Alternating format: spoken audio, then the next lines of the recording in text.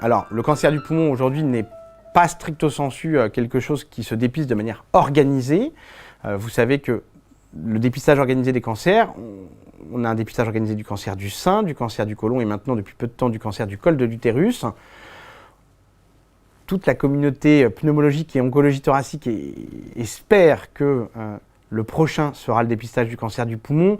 On l'a dit, beaucoup de preuves, des preuves extrêmement solides comme quoi c'est efficace et comme quoi c'est utile et comme quoi ça a un impact sur la réduction de la mortalité.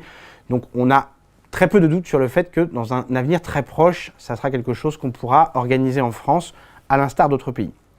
Pour autant, aujourd'hui, beaucoup de pneumologues et d'oncologues thoraciques proposent du dépistage à leurs patients de manière ce qu'on appelle opportuniste, c'est-à-dire individuelle, c'est-à-dire qu'on propose les choses en essayant d'expliquer la balance bénéfice-risque, de dire pourquoi c'est utile, quels sont les risques, quels sont les bénéfices potentiels, et puis si le patient est d'accord, on lui propose les choses, puisque le test existe, c'est un simple scanner faiblement dosé du thorax.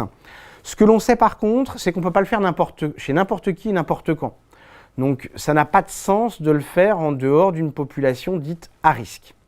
Et la population à risque, aujourd'hui, ça on le sait un peu mieux. Globalement, je vais vous donner une définition assez simple, qui peut être un petit peu modulée, mais c'est assez simple. C'est à partir de 50 ans, chez des gens qui ont fumé au moins 25 ans dans leur vie. Il faut retenir les deux. Donc la question c'était, à partir de quel âge? 50 ans. Mais attention, pas tous les individus de 50 ans. On va dire 50 ans et avoir fumé au moins 25 ans au cours de sa vie. Ça ne veut pas dire qu'on ne peut pas être amené à dépister d'autres personnes.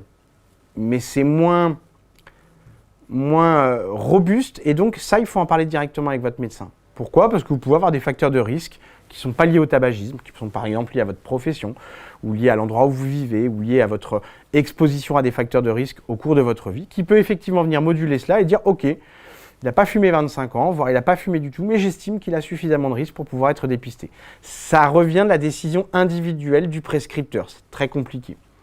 En l'occurrence, si on veut retenir un message fort à l'échelle de la population, 50 ans, avec au moins un tabagisme qui a duré 25 ans.